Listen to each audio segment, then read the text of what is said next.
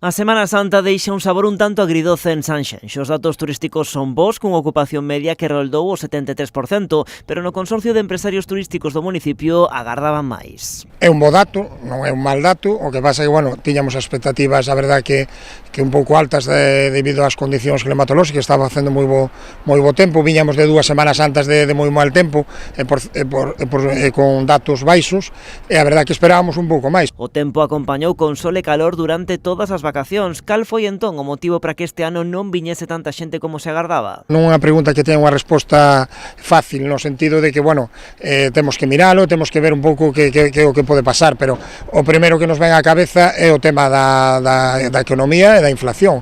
É dicir, cando temos titulares de que o 77% da poboación española non salou de vacaciones en Semana Santa, eso ten que influir de alguna outra maneira. E destacan tamén que a campaña salvouse en parte grazas ás reservas de última hora que chegaron grazas ás boas previsións meteorolóxicas. Hubo moitas reservas de última hora. Semana Santa é unha fecha que se dan moito as reservas de última hora, pero este ano máis que nunca, é dicir, hubo reservas de un día para outro.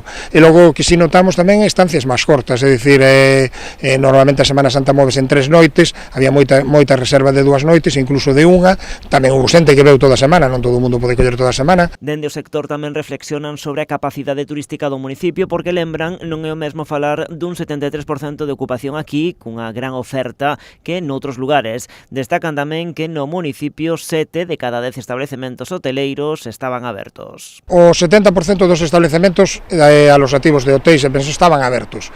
Certo é que algúns abren en Semana Santa e agora pechan, porque sobre todo os que non traballan con grupos, porque tamén temos que dicir que, bueno, as Semanas Santas, este ano tuvemos moita sorte co tempo, pero a Semana Santa cando cuadra tamén a finales de marzo, primeros de abril, hasta o mes de maio isto non colle realmente forza, non? E logo da Semana Santa no sector teñe marcadas xa 2 datas destacadas, a ponte do 1 de maio e a media maratón Sanxenxo-Grove do día 17. Temos por diante tamén, bueno, porque estamos moi ilusionados coa terceira edición da media maratón en Rías, o Grove Sanxenxo-Grove, que a verdad que, bueno, nós sempre estábamos abocando desde o sector a que tiñamos que ter eventos propios, un deles ou varios tamén, non temos por que conformarnos con un, pero deportivos. O ano pasado esta proba contou con máis de 2.200 corredores inscritos.